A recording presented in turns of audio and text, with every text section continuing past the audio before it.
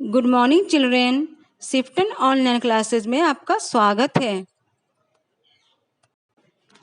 मैं नीलम मैम, आपकी हिंदी विषय की अध्यापिका, आज आपको कक्षा 3 की हिंदी व्याकरण बुक से एक पाठ समझाने जा रही हूँ, जिसका शीर्षक है लिंग। बच्चों, आज हम लिंग के बारे में पढ़ेंगे और जानेंगे कि लिंग किसे कहते हैं।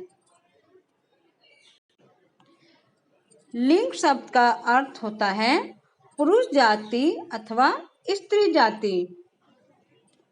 संसार में प्राणियों की जितनी भी जातियां हैं, उनमें से हर जाति के प्राणियों के 2 वर्ग हैं। पहला पुरुष जाति और दूसरा स्त्री जाति। नीचे दिए गए चित्रों को देखने से यह बात समझ में आ जाएगी। नीचे के चित्र में हम क्या देख रहे हैं, क्या क्या लिखा हुआ है। पहला पुरुष, स्त्री, बूढ़ा, बूढ़िया, सांड, गाय, मुर्गा, मुर्गी, छात्र, छात्रा, गायक, गायिका। नीचे के चित्रों में स्त्री और पुरुष दोनों प्रकार के शब्द दिए हुए हैं। पिछले पृष्ठ के चित्र जो हैं वो जोड़ों में हैं। प्रत्येक जोड़े में से एक प्राणी पुरुष जाति का है तथा दूसरा स्त्री जाति का। स्पष्ट है कि पुरुष जाति तथा स्त्री जाति के जीवों के लिए अलग अलग शब्दों का प्रयोग होता है।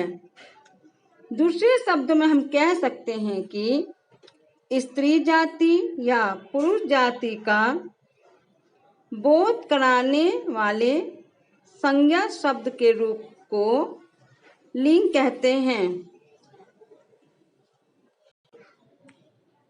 हिंदी भाषा में लिंग के 2 भेद माने गए हैं। पहला पुल्लिंग और दूसरा स्त्रीलिंग।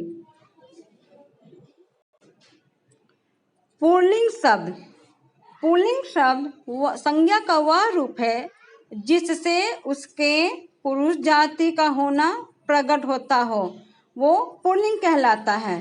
जैसे लड़का, राजा, सिंह, मृग, कुत्ता और कवि, शिक्षक इत्यादि।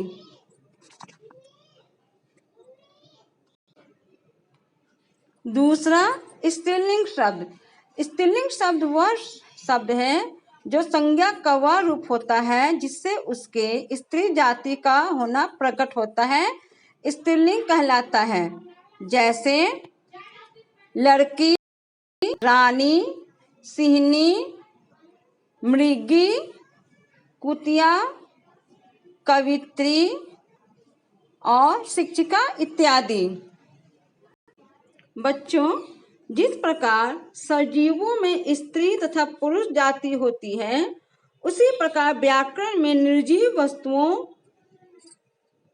को भी पुरुष तथा स्त्री जाति के अंतर्गत रखा जाता है। जैसे वर्षा हो रही है और बाहर ओले पड़ रहे हैं। इस प्रकार जिन शब्दों से स्त्री जाति और पुरुष जाति के बारे में हमें पता चलता है, वैसे शब्दों को हम लिंग कहते हैं।